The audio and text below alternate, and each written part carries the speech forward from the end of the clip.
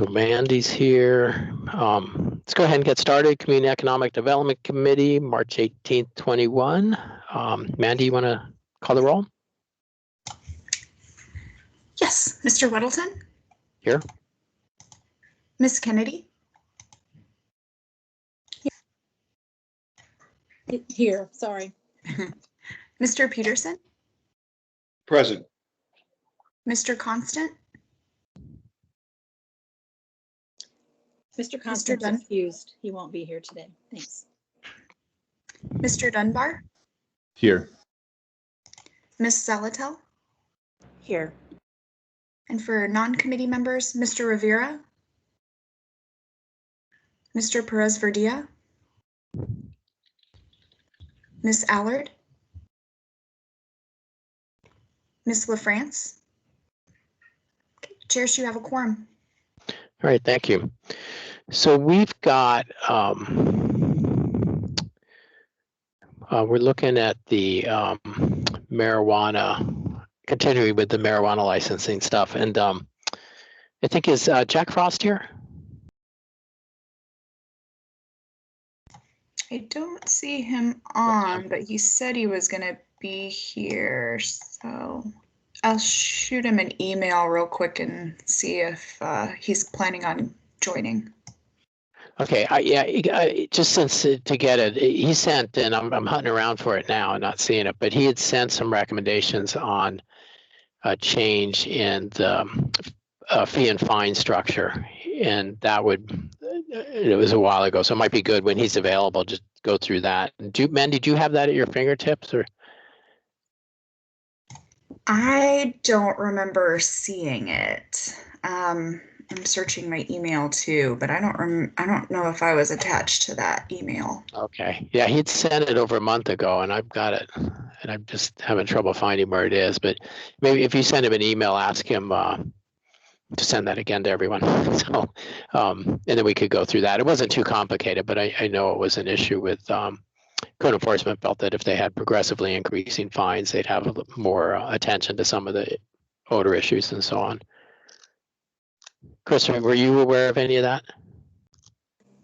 Yeah, I was going to tell you that I do have it as Okay. well. I haven't looked it up yet, but I know I've seen it. I think essentially what he did was just increased all the fees, no matter what it was, to the flat $500 fee. So, but I can look at that again too, and I can send it to Mandy if that makes it easier once I locate it. So it's still the same kind of thing, trying to find it. But not to change the subject too quickly, but there's a document on the web page, on the committee's web page, that is very specific to one part of Title 21, and I haven't seen that one before. So I was just kind of wondering where that came from, if that's something that we were going to be looking at today. But anyway, it's just a 3-page document, a change in the ordinance of one portion of Title 21 on the marijuana code. So again, I'm not sure where that came from and what we're going to be doing with it, but it is on the webpage. Okay, I was, the document that I think we've been working on is one, it is Dean here, that had the track changes, and my notes show that we were, okay. And this one has a date December 17th on it. And my notes show we were through page 15, which doesn't seem very far in a 40-something page document, but I think the remaining issues are fairly quick. And then we did have one request for kind of looking at when we would accept application, if we should wait until, right now we wait, you have to have a deemed complete state application, and apparently the state's gotten slow on doing that. So there's a request that we let the operators apply before then so that things keep rolling on a faster track. So that's something new to consider. So the document we're looking at, is it, Chris, are you still on this one that's 29 or 45 pages? I have that one. I just have to go back in my files and pull it up. It is not the one that is on the web page for today's meeting. Oh, is that right? Yeah, Okay. that's what I'm saying is the one that's on the is actually uploaded onto the today's agenda and today's meeting information is not the one you're talking about. Oh. Okay. Well, I suppose I should look at the webpage then. Sorry for everybody who's waiting for us to poke around here. Mr. Chair, this is Mandy. Yes. So the one on the web page was the last one that I have. I know Dean was kind of working on one. And so he may have an updated one. I haven't received a copy of the one that we've been working off of with his notes. I think he's kind of working on that separately. So the one that's on the web page is just the main draft that we have been working through. The Title 21 draft AO came from the planning department, and that's changes that Ryan Yell has been working on. And that was something that we had posted previously, but never got to. So it's an old draft AO that they've been working on for some updates for the Title 21 stuff.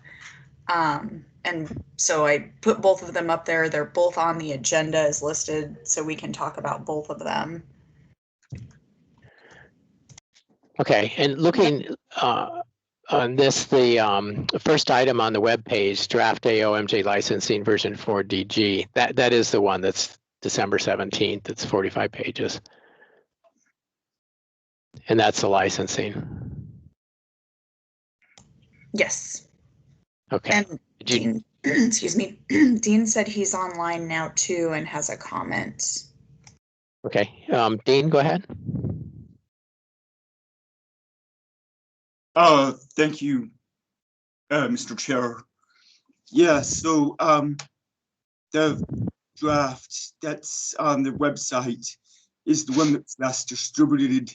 Mandy's correct. I've been working on an update, but I have not released or distributed the one that I've been working on since December. And, you know, I wanted us to get through this one. And then we have comments and so forth. So, you know, when we get through this one, then I'll release an updated one with everything we've gone through, what I've been updating since then. And hopefully we get through that soon, you know. And I would suggest that as we work through this, we talk about what the result should be of the language, and maybe not mincing words so much. Thank you. Okay. Yeah, I think that's been our plan then, is just keep working on this one, and then so let's start with that. So we are on page 15 of it. John. So everybody, yeah, go ahead. Oh, thank you. I guess I'm confused because what I'm looking at, it says the draft AO MJ Title 21 is only a 3-page document. And that might be the one that Mandy was referring to that was coming from the planning department about some specifics that they were working on, but it's not the entire long Title 21 document. Right, I think, so there's 2 up there, and what we've been working on is the licensing component and Title 10. Right. And so what I'd recommend is let's finish that, because I think there's a light at the end of the tunnel there, and then let Dean work on that, and then we could go to these Title 21 things, and then looking at the land uses and separation distances and so on is separate. And it's kind of like they're listed here on the agenda. Will that work? Yeah, that's fine. I'm just saying that I think we do have some confusion on the documents, or at least. Oh, okay. Thanks. Okay, well, let's work on that licensing document, which is online draft AO MJ licensing version 4 DG. And we had gone through page 15, and Dean's taken a lot of notes and is working on revisions based on our discussions here. So let's flip to page 15, everyone.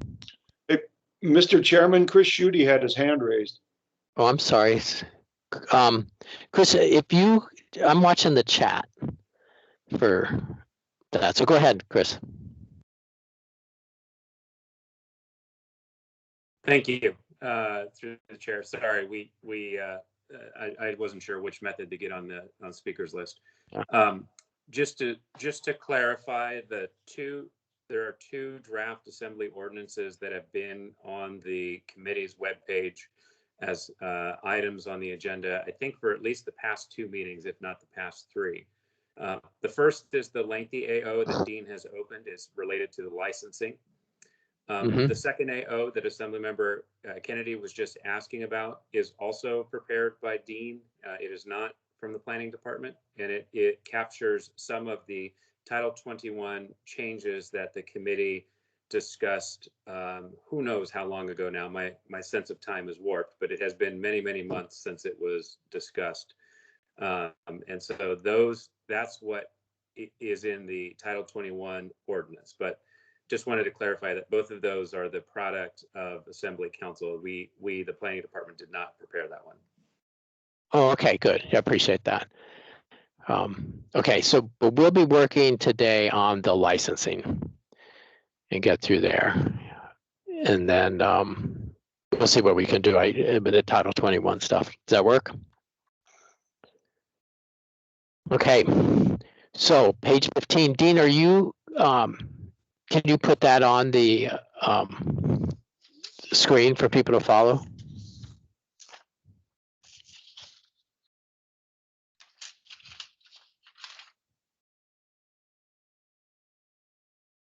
Sorry, I was on mute.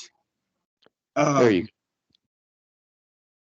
So, excuse me, first off, Mr. Schutte was referring to the Title 21 ordinance as a product of Assembly Council, and that's partly true. It's partly language that we looked at, but the format and the AO and the language there is really a product of multiple people, not solely Assembly Council, some Assembly members, and I think that Mr. Yao helped put it into that AO document form.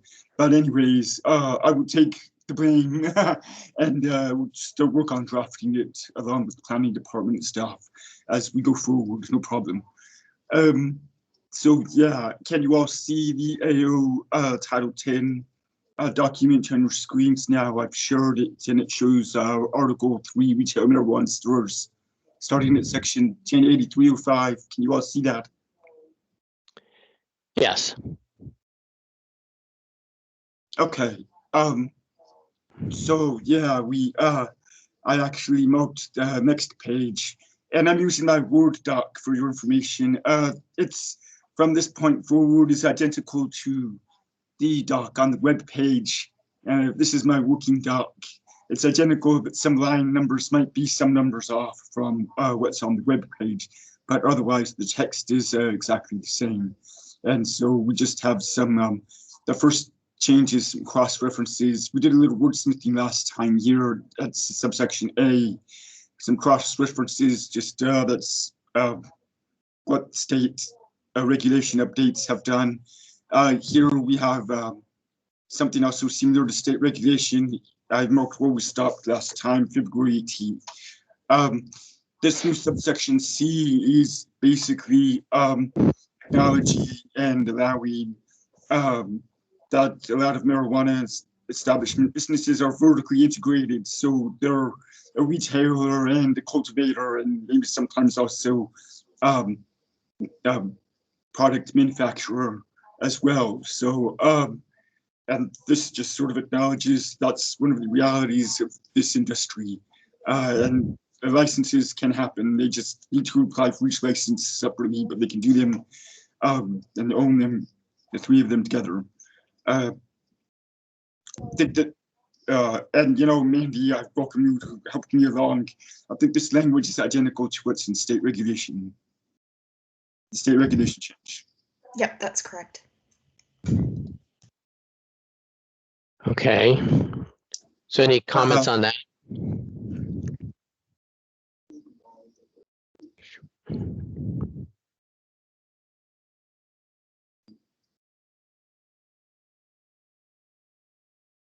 Okay. Okay. So now Jack Frost is here. Can we pause a moment, Dean, and switch to Jack since he's just to save him some time? Sure. Okay. Should I stop sharing my screen for Jack? Yeah, that would be good. Thank you. Well, Jack, welcome.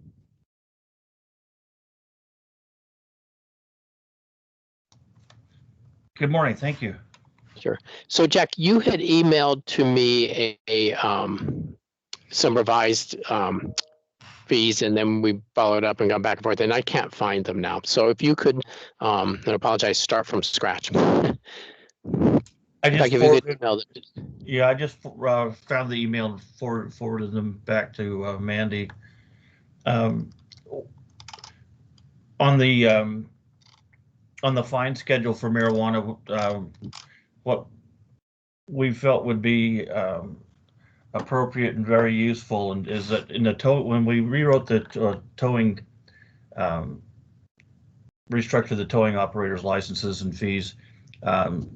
It was set for $500 fine for each day, each offense, uniformly for all types of violations. And what we found with the tow industry is that it really leveled the playing field. Everybody, and we work collaboratively together, and we have very few violations whatsoever.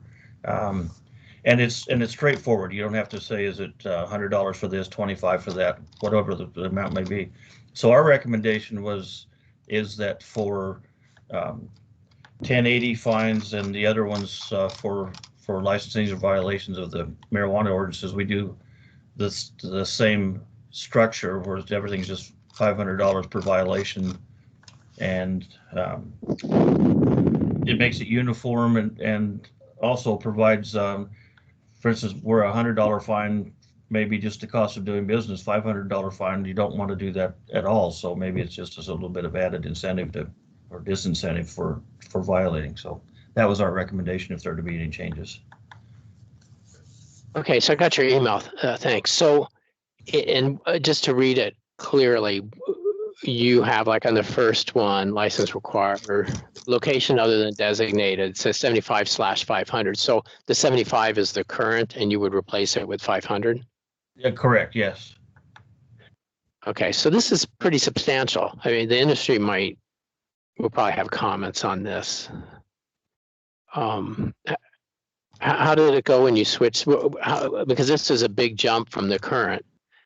And how big was the jump for the towing? I don't have the previous numbers. It was similar, and we had I don't remember how many, but very few. We had a few violations, and at the time we had one tow operator who was problematic, and frankly, it was it's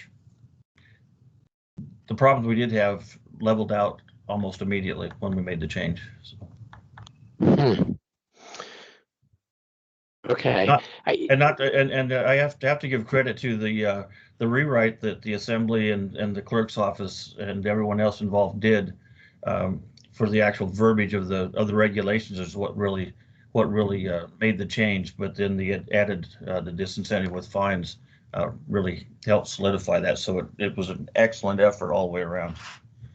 You say for the towing? Yeah, for the towing. Mm-hmm. When was that done? I can jump in code here and find it. It was 2014. 2014. Okay. Okay, any comments on this from the committee?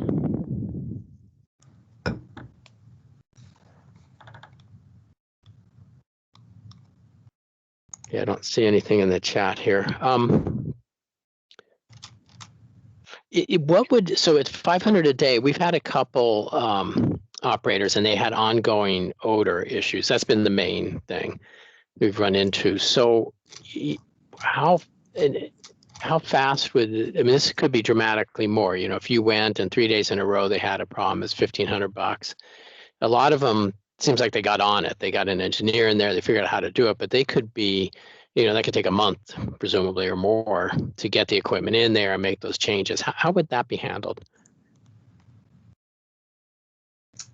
Well, each day. Well, the intent is that the odor doesn't escape, and the problems that we had previously are virtually non-existent now, are very extremely rare.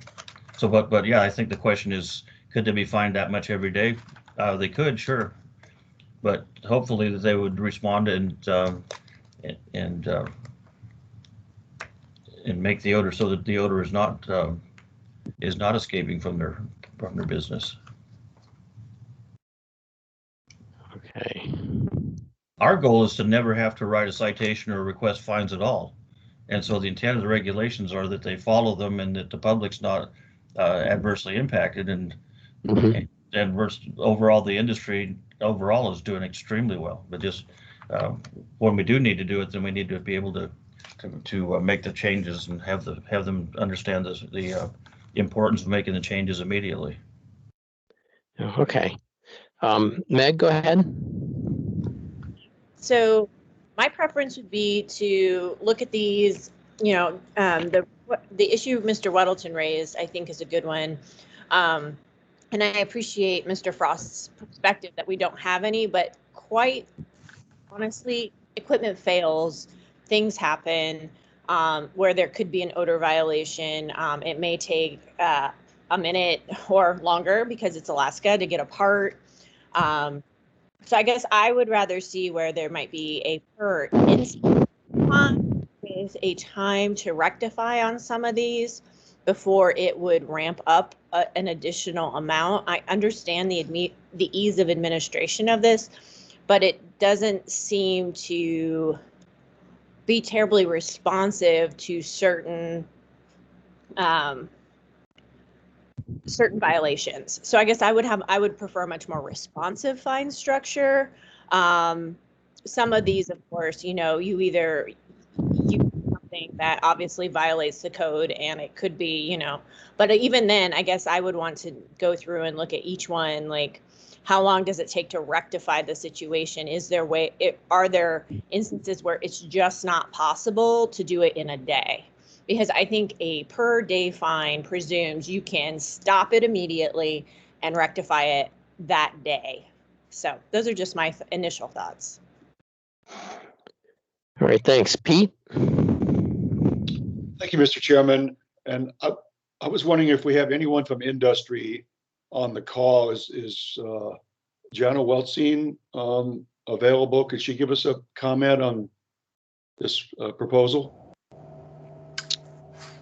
Sure. Let me go to Crystal next, and then call for comments from people who might know. Will that work, Pete? That's fine. Thank you. Okay, Crystal? Well, thanks, John. And I can make this short because Meg pretty much said what I wanted to say too. I think we ought to look at this because some of these should probably be a little more flexible than just everything $500 a day. So you can go on to Pete now. Thanks. Okay, all right, thanks, Crystal. Ms. Weltzine, do you have some thoughts? Hi, thank you, through the chair. I think the state is also looking at a revised fine chart or creating a fine chart for marijuana because they don't have one right now. So that might be something to look at. I do think that these are a little bit inflexible because some of them are not really responsive to the issue.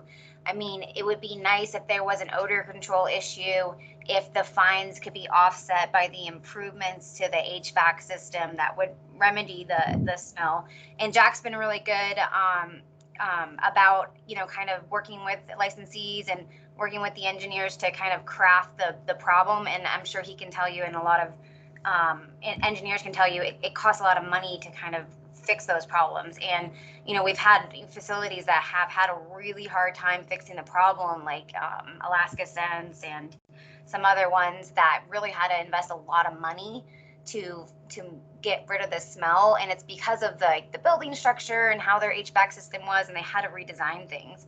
And so I think for those types of issues, it doesn't really make sense to, on top of what they would spend on the improvement, to give them a $500 a day fine, because honestly, they're not going to be able to afford both. And so they're probably just going to pay the fine because they can't afford to pay the improvements if we're just racking up the fines every single day. The other thing I was going to say is the over the internet. So under the state regs, and you know, even before COVID, you could place orders on the internet, but you just can't pay. So I just would say, you know, for that one, I would just say, you know, financial transaction over the internet, because it's a tool people use to kind of get people in and out quickly, you know, during this COVID time and probably moving forward. It just makes it easier, and people come in, they show their ID, and then they pay. The offering prohibited military discount, I've always thought this one, just the whole having it is just unfortunate, because there's a lot of, you know, retired military that, you know, aren't active service, and maybe that's specifically called out where that doesn't impact these this fine. But I mean, gosh, I would like to see that one just removed in general. I think we're straying. Let's I think we're focusing on the fees and fines right now, Ms. Waltzing, and but I think those points are valid, and I think when we get to those, maybe bring those up. Yeah. Or Okay. Then the only, as we work through this. yeah.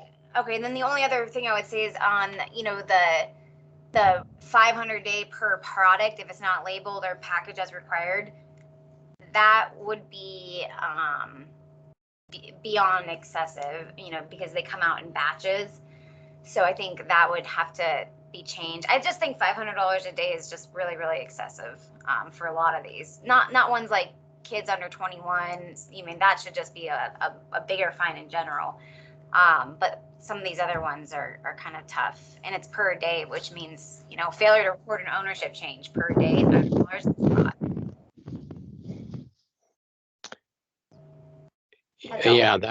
Yeah, no, I appreciate that. So, so Pete, did you want to follow up? Well, thank you, Mr. Chairman. Yeah, I just, you know, we've been working well, you know, with the industry over the years, and I think we're better off if we work with them instead of trying to, you know, punish them a little harder, or however you would like to look at this. You know, and maybe if the state is going to come up with some sort of fine schedule, maybe that's something that we need to keep consistent with them, because otherwise then it starts to get pretty confusing if we have a different fine than the state has, or if we fine them for something that the state doesn't fine them for. So we definitely need to at least keep track of what's going on with the legislature as far as that's concerned. Thank you. Great, thanks. So Jack, on some of the comments here, are there other cases where the fines ratchet up, where it might be, you know, 100 per day for the first month, but then if we don't see progress in the first month, it goes to 500, something like that? Do we do that anywhere, and are there issues doing that? Yeah, we have certain code sections that have incremental increases in fines. Trash handling is one of them I can think of. The first offense is a certain amount, then double for the second, and then second and subsequent ratchets up too. And that was primarily in place for because of the wildlife-human interface and life safety concerns with bears. So yeah, we're not. Yeah, I'm just glad to be part of the discussion. So however it goes, we're recognize that the industry is doing a great job, and yeah, just the sheer amount of the number of fines that we have in the marijuana industry here is just, frankly, to me, has always been just staggering. It's pretty detailed. Oh, with this long list. Yes. Yeah. Okay. Yeah, that's interesting. So just to continue a bit, so when there's say an example is brought up is like changes in ownership that wasn't done properly, and we've seen a few of those that we learn about, and I think the even the operators, it seems like, realize that, oh, they made a change, they didn't report it, and we see it on the renewal. And generally, it seems like the state catches it, and then we see it on renewal, which could be many, many months later. So how would that be handled? Well, the provision, I believe there's a provision for fines in here, but I don't know that we have fined for that. I can think of trying to remember the name of the business. I remember one, but I don't know that we fined them for it. We may have. It's rare. Okay, but if it's in here, then the potential is 500 a day, and if they went like 3 months or something, that would be correct. Yes, a challenge. So were someone fined just a huge amount because of that? What is and they say that's too much, I can't pay it. Is there an appeal process, or what happens? Oh, absolutely. All these have due process.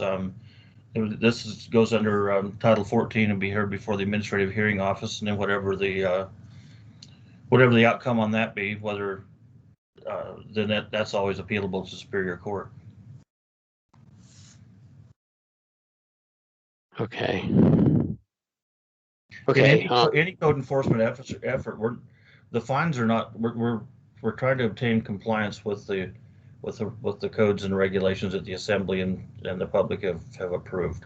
So, as far as the amount of fines, there's no intent to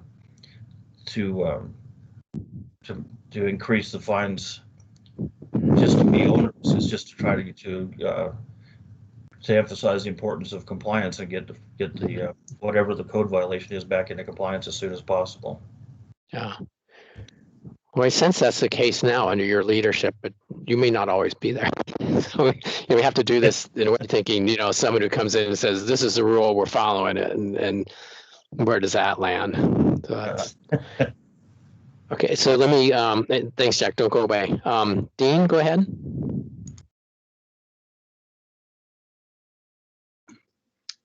Thank you, Mr. Chair. Yeah, I was going back to, well, first, I think Mr. Frost has some excellent points about how enforcement works, and you're not actually going to see a lot of fines imposed for like ministerial mistakes. There's some reasonableness behind the process of enforcement, but actually, I asked a comment with Ms. Wilson, going back to her comments about the prohibition on providing a discount for military personnel.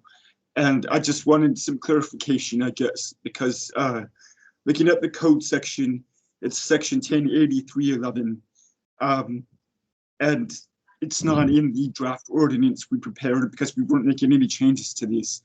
But the way it reads is there's a prohibition on providing any type of military discount for individuals in the status of active duty, guard, or reserves in any branch of the military.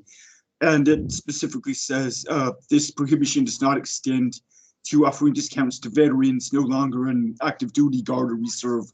So and then it also says this sunsets federal law changes so that it's no longer illegal at the federal level as a controlled substance. So I guess maybe Ms. Watson can email me separately offline, but I kind of wanted clarification and for clarification as to what the code says now. Veterans they're not prohibited from providing, for example, a discount for veterans who are not otherwise in active duty status. So that's what I asked to comment on. I think I wanted to add something about what Mr. Peterson was saying, if I may. Yes, please. And so it was about the amount of fines and the fine levels, and that we should be comparable to the state if the state has their own fine schedule for these violations that Mr. Frost has shown us. And we do have in state statute that home rule municipalities like us can set our fine amounts for civil violations like these. Most all of these are civil. We are prohibited from imposing a fine greater than any criminal penalty by the state that the state has for comparable ordinance to criminal statute areas. But if it's just civil, as a home rule municipality, that's up to our discretion. And there's good reasons, I think, to have something that's similar to the states for for civil violations. There's also good reasons to have something greater than what's in the state, you know, depending on how enforcement works and so forth, and the effectiveness of enforcement at the state or local level, and a whole bunch of factors. So ultimately, though, it's up to the assembly by ordinance establishes fines. That's required to be by ordinance. So Mr. Peterson has some good points. Make it similar to the states. That's more understandable for everybody. There's other policy reasons to be different, but ultimately it's up to the assembly. So. Okay, thank you. Meg? Thank you. Question for Mr. Frost. What kind of flexibility is currently in code with regard to the fine structure? I know that, and this isn't a completely analogous situation, so I apologize that I can't think of a better one off the top of my head, but when people dispute their property value, you know, or property tax assessment, there's a collaborative process to kind of try to mediate the outcome. And here it seems like while, you know, the fines, you know, especially if they were $500 a day or more substantial than they are now, if there was some written in opportunity to basically mitigate the problem and use the fines as a way to, you know, hopefully expedite that process and give some discretion to either chief code enforcement officer or someone else, because I think that collaborative process, I mean, it's kind of been at the heart of compliance as marijuana is rolled out. So I guess I just want to know, do we currently have something in code? Or are we just doing it informally? And is it something you would like to see Mr. Frost put into code so that if you aren't here, it guides the way for someone in the future to know that there's this opportunity to really just problem solve more than be worried about collecting a certain amount of dollars per day.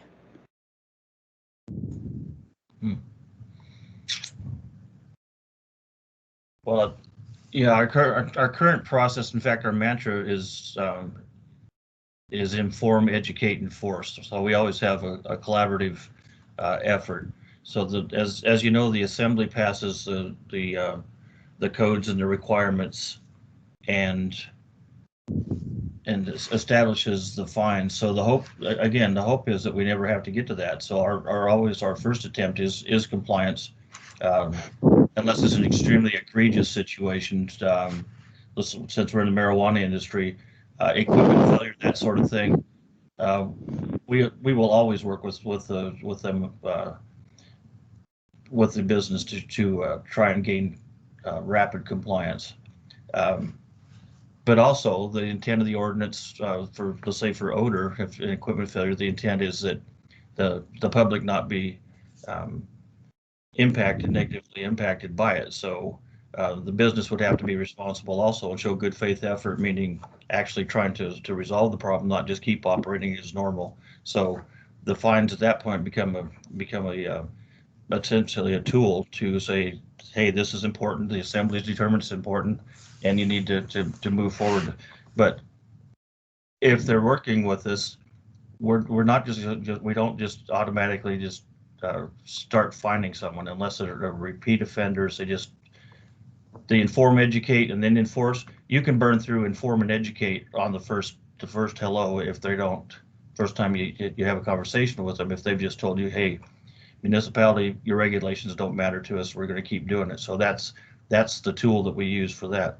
As far as codifying the incremental step process, as far as working with somebody, that's a real, we do it as policy, but to put it in code, I could see I have some concerns that if we did that.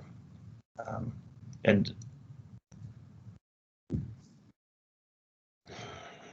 Okay, thank you. I know I'm thinking out loud, but I don't know if I adequately addressed to answer the question or not. Follow up, Meg? No, I mean, it sounds like it's internal policy, some concerns about putting it in code. So that sounds good. I mean, I appreciate that that's the culture. I am, if we do create a per day fine or something like that, I guess I would want to try to balance that with something a bit more formal than culture or internal policy. Can continue that discussion as we start to land on whatever the potential fine structure may be if there are changes made. Thank you, Mr. Welton. Thanks. Dean, go ahead.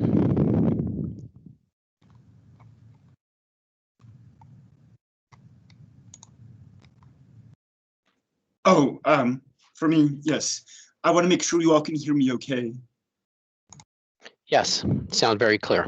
Okay, yeah, let me know if I need to repeat anything.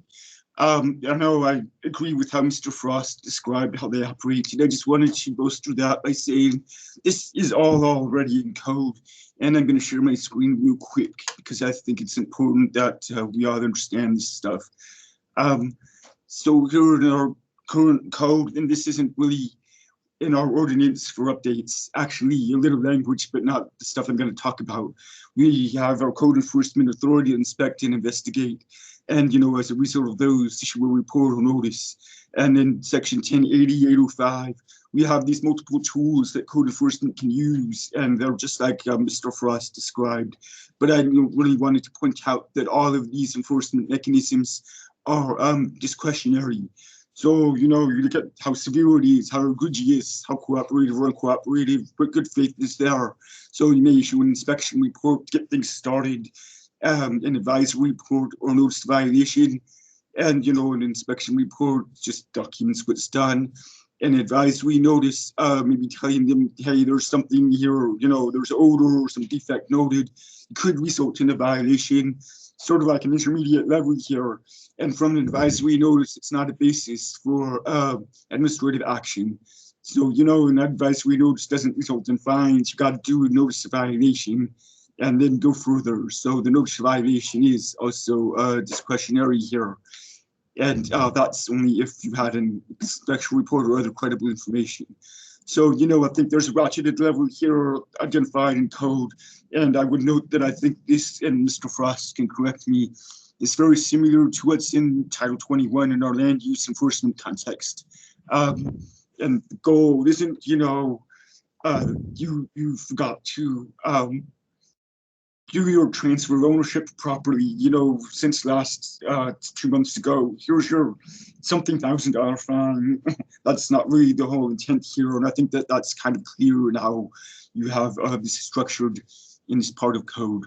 So I hope that's helpful clarification. I know that we've had this kind of come up from time to time.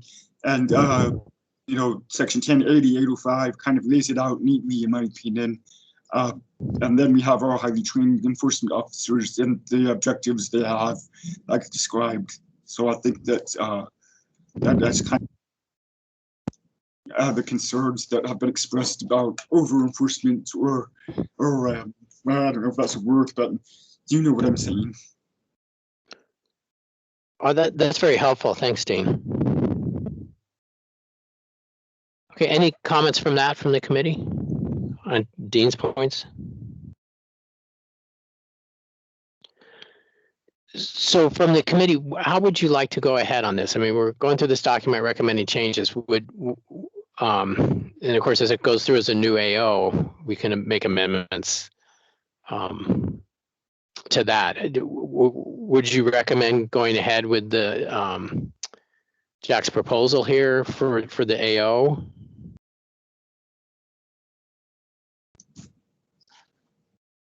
Is that a question for me? That's a question for the committee, but you too. Okay. Oh, well, if the committee is silent. Go ahead, Dean. Well, yeah, all right. I was already speaking. So, I really defer to Mr. Frost's judgment and, with their experience in applying all of this. So I think that what he's saying is very reasonable. A little consistency is a good thing in terms of being able to efficiently apply and having the industry, their expectations, what enforcement looks like, be consistent. And I don't think there's like a big radical change there.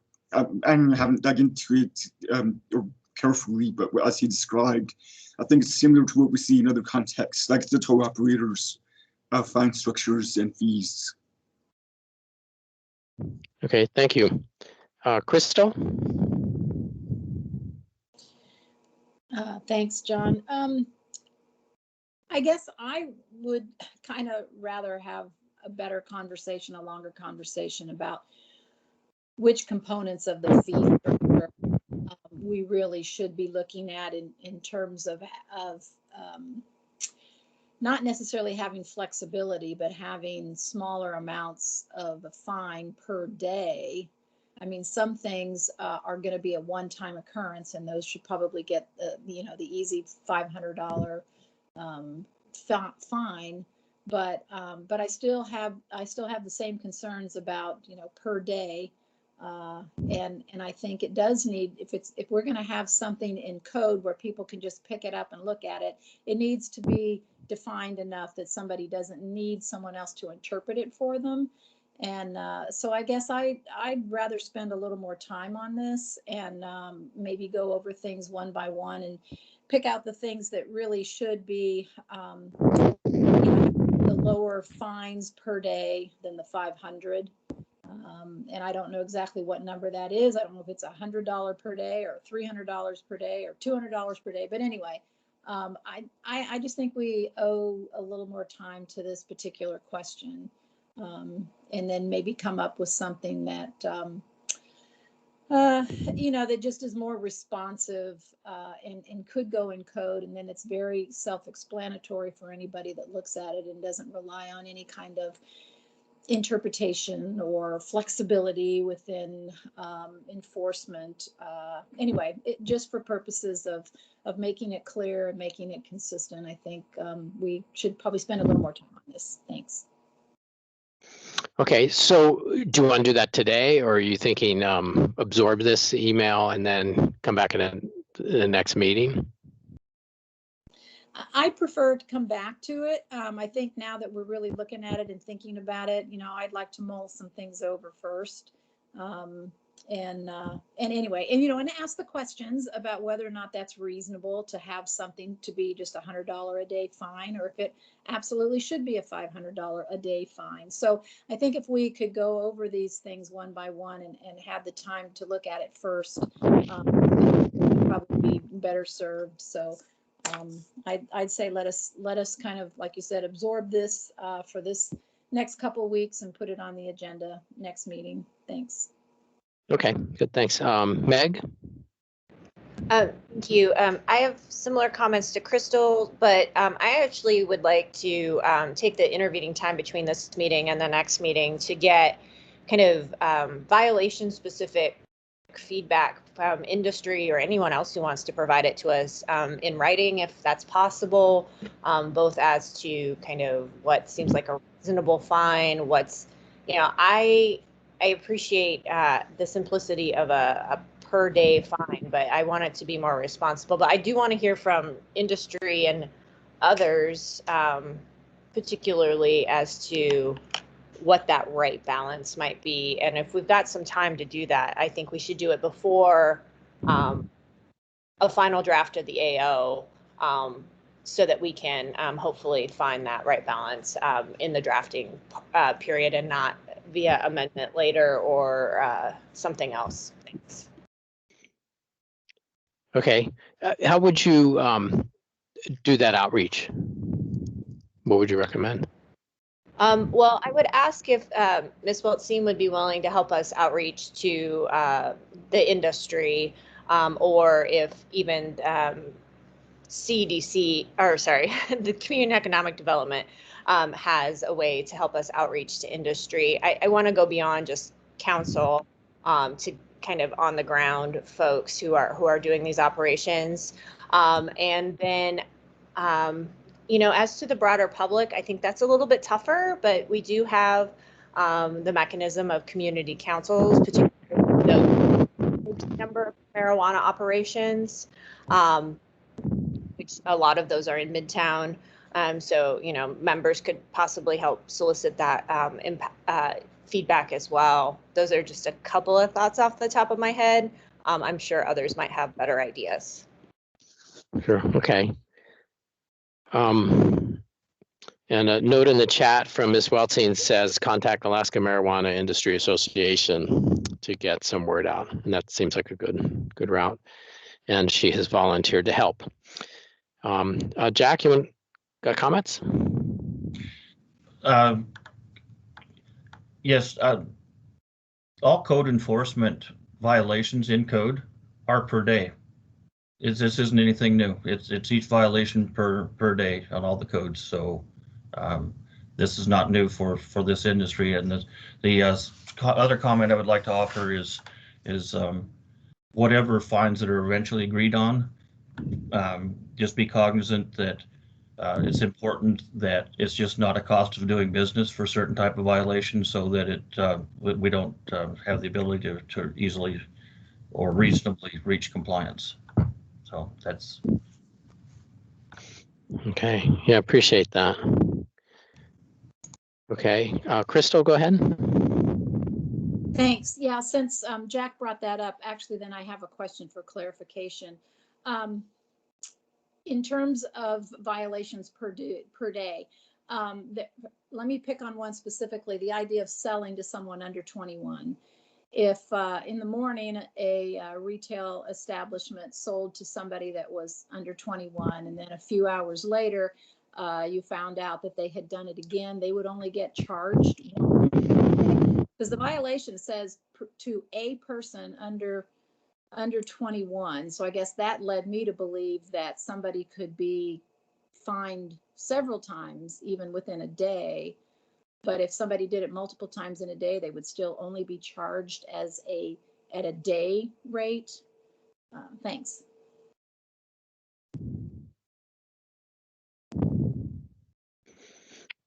It's a question to you, Jack. Yeah.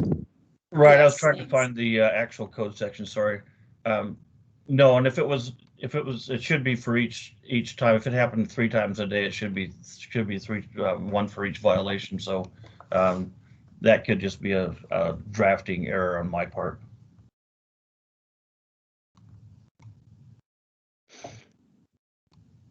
Is that an answer, Okay, Crystal? so well, I guess just further clarification then, is it true that somebody could get more than one fine for the same thing in a day?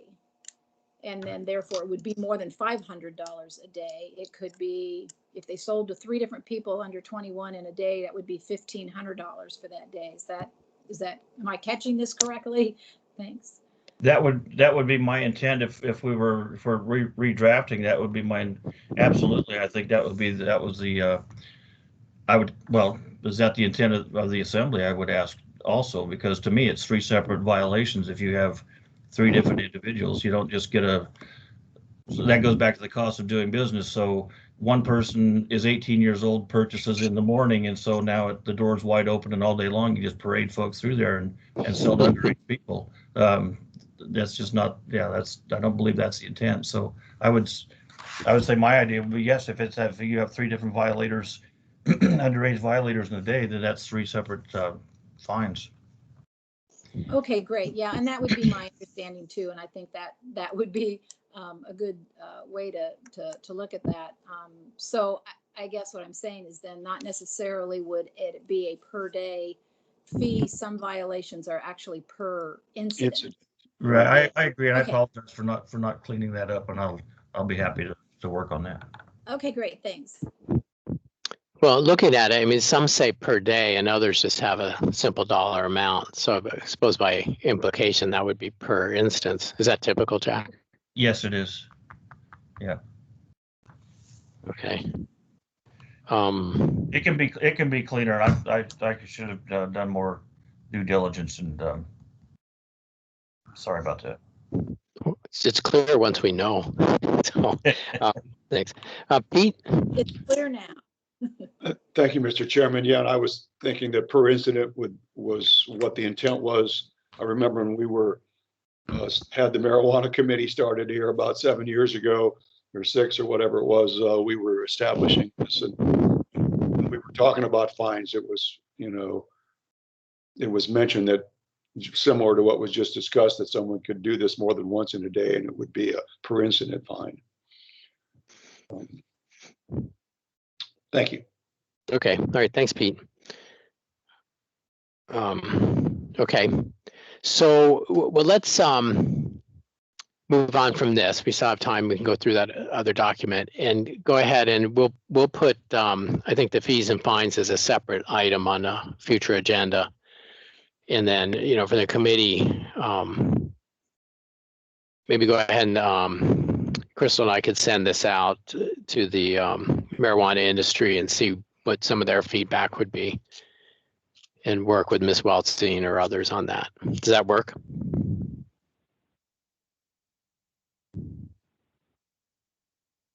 Silence means yes. It sounds good to me. Yes. Okay.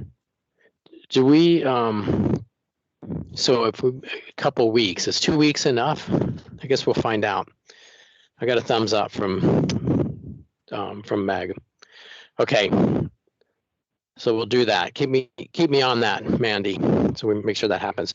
Okay, well, thanks, Jack. So we'll get back to this at a later meeting, and appreciate your sending this to us. All right, thank you. Okay.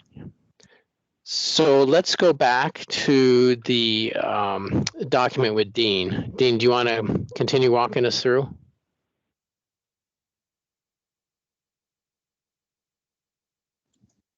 Yes, of course I do. I'm sorry, let me pull that up again and get back to the right page. 15 or 16. So, 1 second there. So yeah, we talked about the acknowledgement to vertically integrated businesses. And that was this new subsection. So the next one, about internet and phone orders, and I think Ms. Wilson mentioned this a little bit. And I made a note to myself here, actually, I need to sync this with recently passed ordinance. That was a COVID-19 sort of accommodation, right? And so I kind of think we should wait on this until the next draft to look at it more closely, but this has tracked the state law change. And Mandy noted that it took effect and expires and then a few days from now, but our ordinance changed that, so that's the note I made.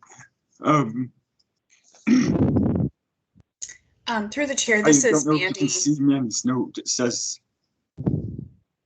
Yes. So Dean Go ahead, AMCO Mandy. sent out a notice a little bit ago that they were working on this portion. So they said, let me find it. I'll put it up on the screen. They did make a change to that expiration. Okay, I'll stop my screen so you can show yours. Is that what you're asking?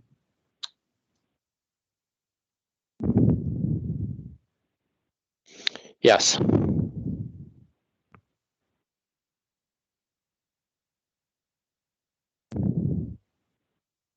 Can you post that, Mandy?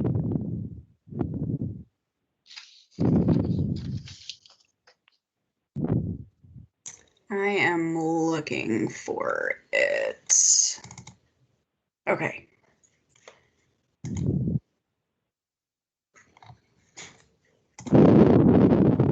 So this was sent out in February. And so they're saying they decided to continue until further notice because the emergency orders from the governor expired. And so this is saying they're continuing it and they're going to talk about it at their next board meeting, which will be at the end of this month. Okay, and So Mandy, can the Marijuana Control Board make this rule independent of the governor? They can, yeah. Okay. So that speaks to leaving something in our code then.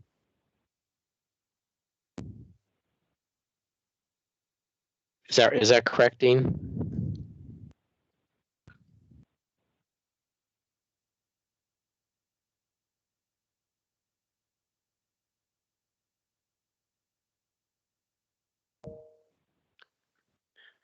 Dean, you on mute?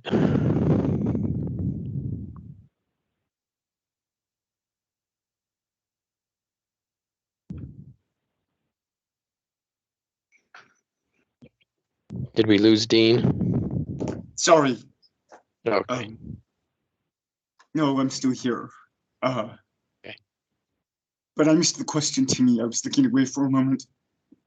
Oh, okay. So it sounds like this is still in place at the state level, and the Marijuana Control Board from that letter doesn't seem to be in a hurry to end this program. So is your recommendation we leave this in here unchanged?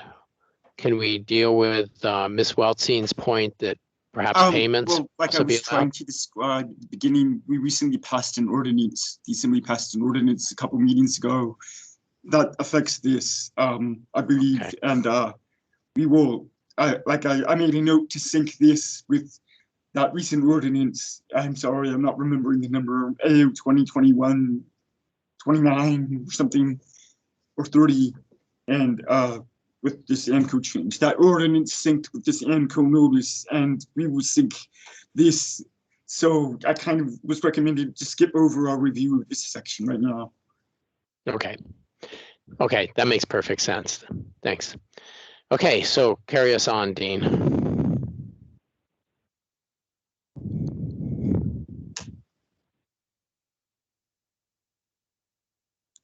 Okay, yeah, let me skip it. There we go. And this is acts prohibited, but this also just syncs with the previous section in some way.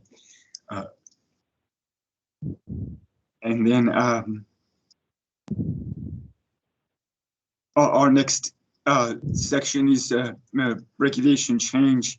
Just clarifies who needs a permit. Make sure that, you know, it closes some language loopholes here, from my understanding. For who needs to get the permit, handle a permit. And we have here an exception about access, and I believe that might have been the allowance for children to be in certain areas, you know, so working mothers at these businesses, if they can have their children just not in those areas where the marijuana is, maybe the office, you know, I should double check myself, but that's what I believe this section is. We could hop down to it right now, I think, if we wanted. Yeah, why don't we do that? Okay.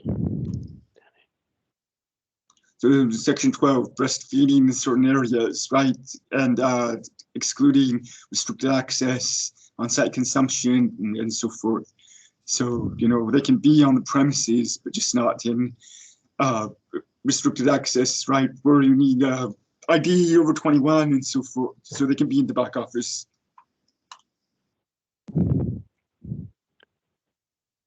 Okay. And that was a change requested by the industry as well as some assembly members. So let's see. Yeah, back here. All right. So that's that section we just jumped down to. I'm sorry if I'm making anybody dizzy with the scrolling here. So let's see. We've got the ability to display for the purpose of smelling. I guess, you know, you are in a store or you want to like see what that product smells like, and this sort of makes that allowance, sample jars and so forth. And I think this is more explicitly recognizing that that's okay. Let's see. We have here also a change that was in state regulation that's about the combined amount sold. So the marijuana and concentrate on the limits of quantity sold, and then combined.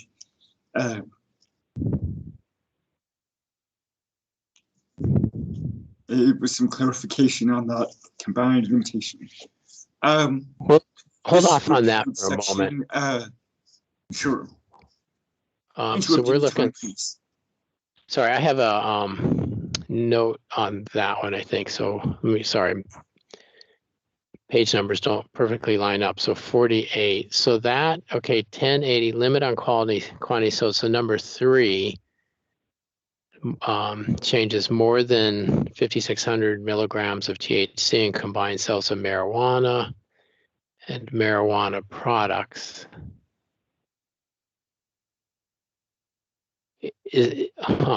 So I'm playing around with it. Thought can we end that part 3? Just put a period at marijuana products and delete the rest.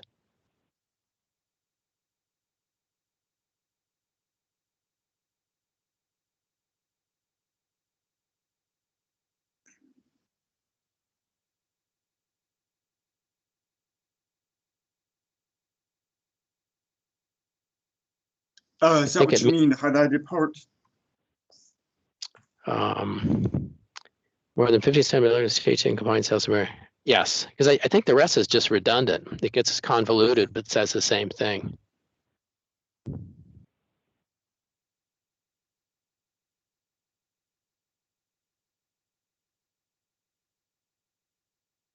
I would agree, John.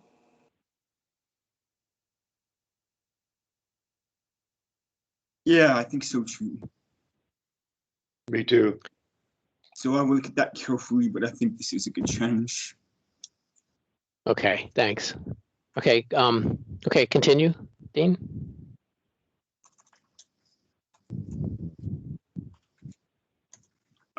Sure. So we got this next section about restrictions on advertising being repealed, but don't fret, it's not being omitted, it's just a new section in the general provisions chapter article 7. So we will see that down below in this, and some of it's kind of similar, just relocated, and I think there might be some nuanced differences, but it's not just going to be applicable to retail businesses, the advertising for the cultivation and product manufacturing establishments as well. Oh, right, well, here it is right there, and that's in Article 7, 1087-70.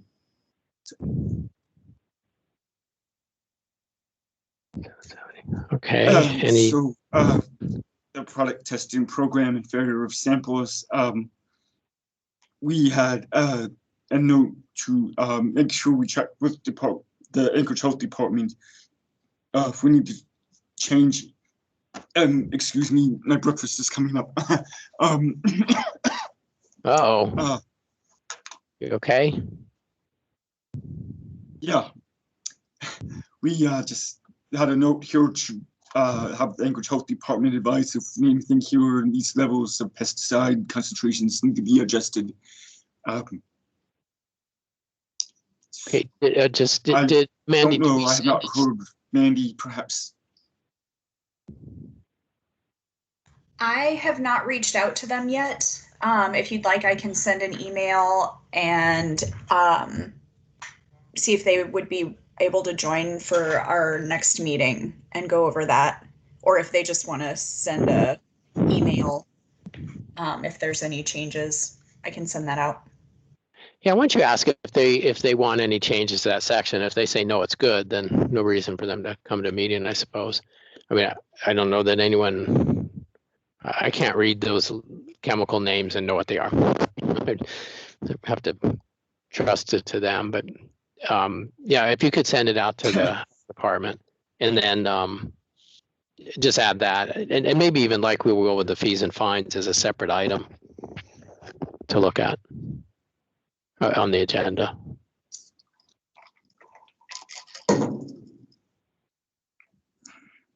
Okay, any comments from the committee? I think, Dean, before you continue, we had a few comments in the chat that I want to just read into the record here. Pete had asked, he thought the lieutenant governor had to sign off on changes, and Mandy responds that he signs off on regulation changes, but this is not a regulation change yet. Then Ms. Weltzine added that we don't want to limit marijuana to 5,600 milligram because statute allows for 1 ounce. So it has to be combined sales, otherwise you violate state statute. And I believe the wording there is more than 5,600 milligrams of THC in combined sales of marijuana and marijuana products. So I believe the wording, and then Pete adds, as we continue here, according to Google, 5,600 milligrams is less than a quarter ounce.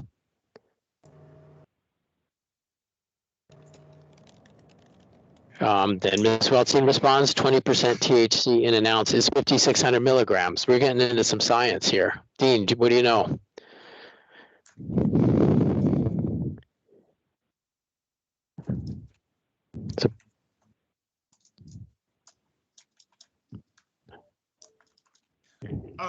I don't, but if I may comment. Sure. So I think we're backing up. So I think that, okay, I've made a note to look into this, but I want to comment that we're not talking about the amount of marijuana, and we're talking about the amount of THC. And THC is the psychoactive substance. And, you know, I think I was kind of see the products that have been out there. There's varying amounts of THC in some marijuana flower or some concentrates and so forth.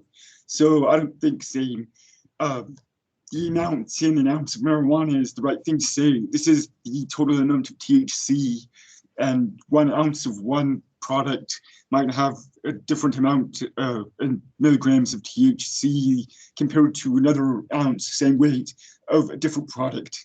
So, you know, you don't want to compare apples and oranges here. So this is about the amount of THC. And while this A1 and 2 is the amount of marijuana and the amount of concentrate, and this is the amount of THC combined in all of it. So, you know, it's 3 different standards: apples, oranges, and pineapples. Okay, thank you. And Ms. Weltzine added to the chat that we do have combined sales. That solves her concern. So, Crystal, you had a comment? Okay, well, I think Dean actually helped explain it more, because obviously there are limitations on THC in certain products. It's not just by ounce. So anyway, it's quite confusing. But anyway, I don't know if this requires a little more conversation about it or not. But I know, like with edibles, you know, there is a THC limitation. So I'm not sure exactly how this works for the marijuana industry in terms of how they keep it all straight. But the only thing I don't want to do is make it confusing between what the state is saying. If there's something in statute that is basically saying something different, then I want to be aware of that. But if there are these distinctions that the state is already recognizing, then I think we're okay. Thanks. So anyway, I'm still kind of questioning whether or not, you know, we need to have any other different language than this. But it seems to me that when they're talking about a THC maximum, that's pretty prescriptive. And so at some point I guess you're going to say an ounce versus the amount of THC, and you're still going to have to stick with that THC limitation. Because like Dean said, there's different THC levels in different products. So anyway, if he's good with this, I'm good with it, but I can see where that's kind of confusing. Thanks. Okay, Pete. Thank you, Mr. Chairman. And I was going to say that, yeah, some of the product is more potent than 20% THC. And so the amount that they were allowed to sell in a day might have to depend on what the amount of the THC in the product is.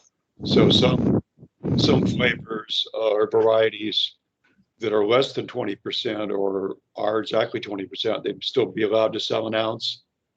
And then the other varieties that are higher than 20%, they wouldn't be able to sell them out for that.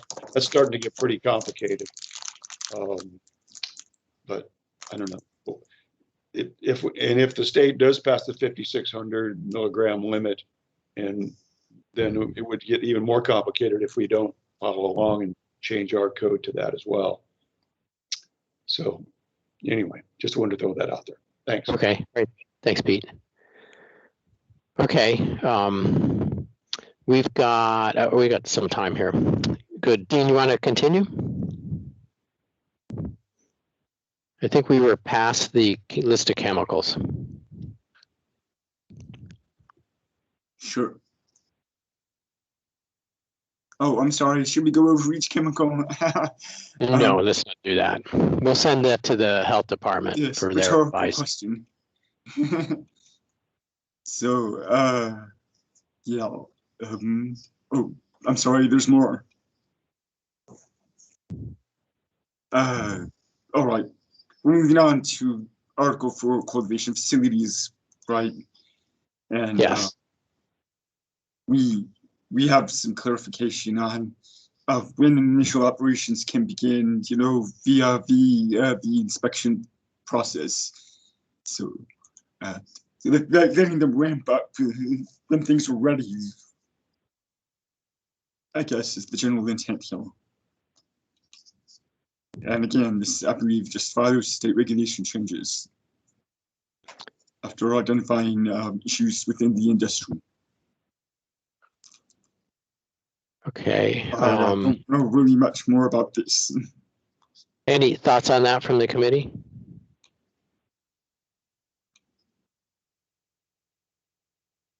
Okay. Continue, Dean.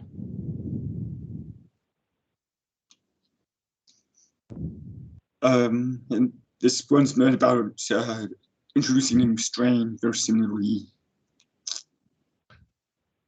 I think perhaps the difference here is this allows the director or employer agent to let the business begin rather than waiting for the next marijuana control board meeting and board say, okay, you know, as long as the board has approved the form here.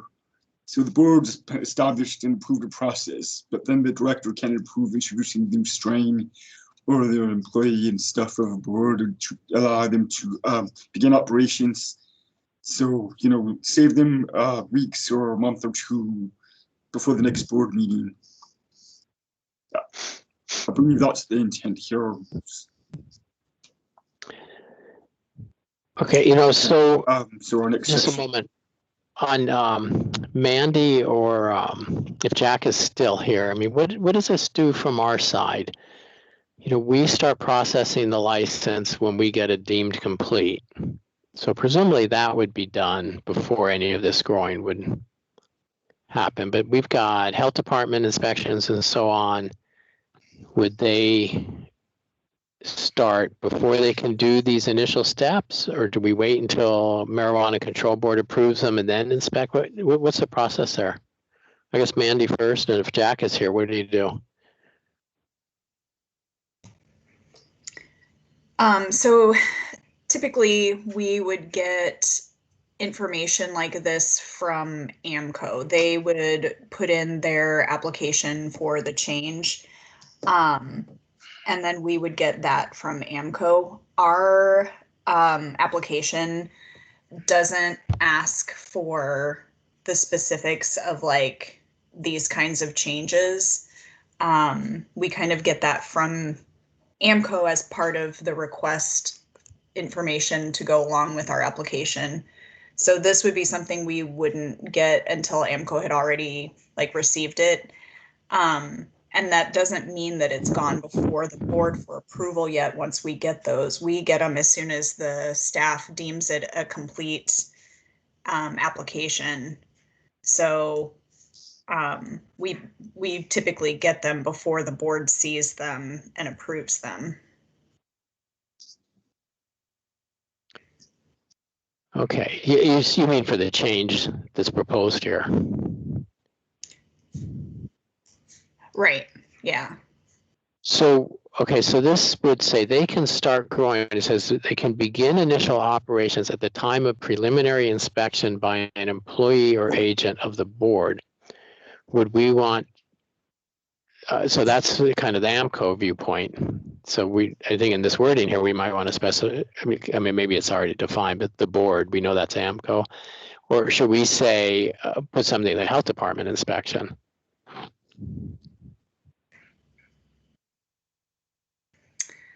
That might be a question for Jack. I know, so how we do the inspections is as soon as they are ready to operate, they request them, and then all of the inspecting departments go in about the same time. I know code enforcement goes in with the state, and then I think the health department goes in on their own separately.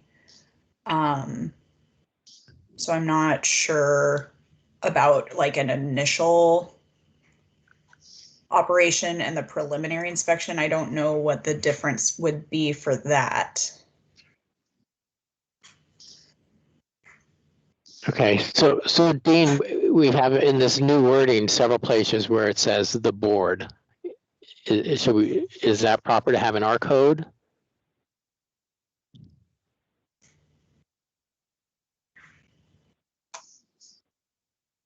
I think that there's some place where we have defined board to mean, yeah, the marijuana control board. You know, I'll double check this. That's a good question. I think it is, but I'll double check here. Okay, and then I think we need to look and say initial operation inspection by, I think the health department, probably at that point, rather than waiting until marijuana control board approves them, or at least that might be something to send, ask the health department, when would they, were this to be added, where would they want to step in?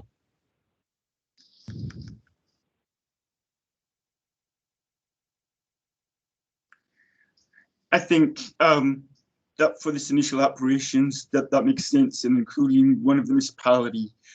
I think that introducing the new strain, I think that there's more like oversight about that at the state level that we might want to not have that by an or municipal employee or director or Mandy, for example. I don't think we want to put that burden on ourselves for the new strain part, but I will take a look. Okay.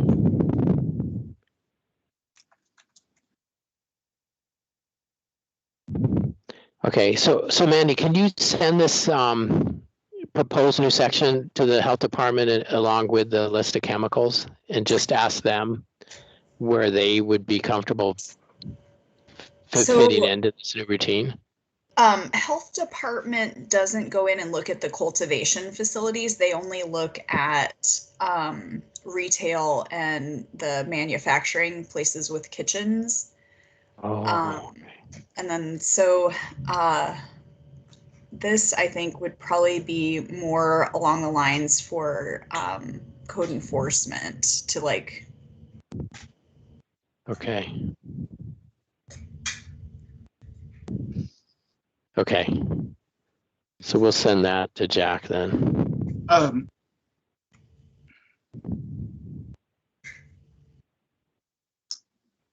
Dean, go ahead. If I may, I think that Ms. Wilson's comment is probably correct about the state's departments, but I do believe that our health department, Anchorage level, has done some inspections, probably not as thorough. There's probably some communication between ours and the state's DEC. So, I mean, I would need to verify, but I don't believe it's correct to say that the Anchorage Health Department never inspects cultivation or manufacturing.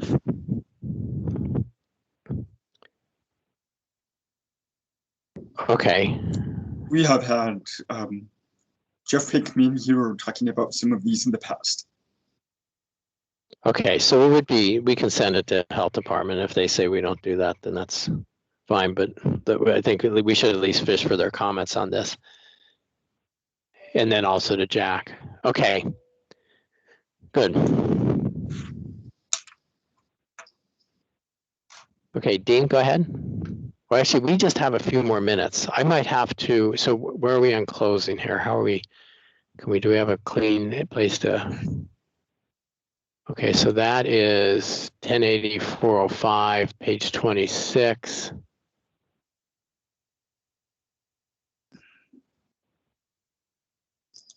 I think we might, maybe we should end here, and I'll call for public comments, and then we can carry on from this section, the end of this section, 1080-405 for next time. Will that work?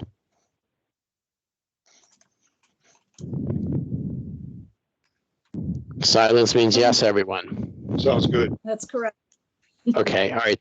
So thanks, Dean. Make note in your file. Okay, so with the few minutes we have left, are there people in the public? I know Ms. Weltzing's here, and I saw Mr. Haberman. Yes. Star 6. Yes. Okay, Mr. Haberman, go ahead.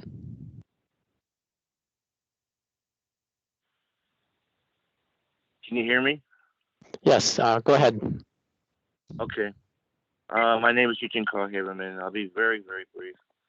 I listened to the meeting as you would expect, and my concern and as far as I appreciate when I requested that members of the family identify themselves and recognize people and so forth, so the public knows who they are. That's helping the public clearly who is speaking and who they represent. But this morning's meeting, when Jack Frost spoke, and I'm not questioning people's right to speak, but I have no clear. By the way, my name is Eugene Carl Haberman, and I am known as a self-appointed government watchdog by many people throughout the state. The fact is that you made reference to a document that some members of the assembly, if not all, had. It's not on the website. A good part of the meeting was addressing it, and the public was blind to what that document was. And it was unclear exactly who Jack Frost represented and where he was being proposed. So it was more of a conversation among assembly members and Jack Frost than in a meeting where the public can be engaged and understand what was being said before them. And that's all I have to say, and I wish you all the best, and thank you very much. Oh, I do appreciate that, and I think we have to develop that habit of doing the introductions, and apologize for that. And for the record, Jack Frost is the head of code enforcement, and we were looking at a proposal for fines changes, and we'll have that more clear for our next meeting when we'll address those again. So thank you, Mr. Haberman. Is there anyone else from the public who would like to speak? Hit star 6 and you'll unmute yourself and you can speak.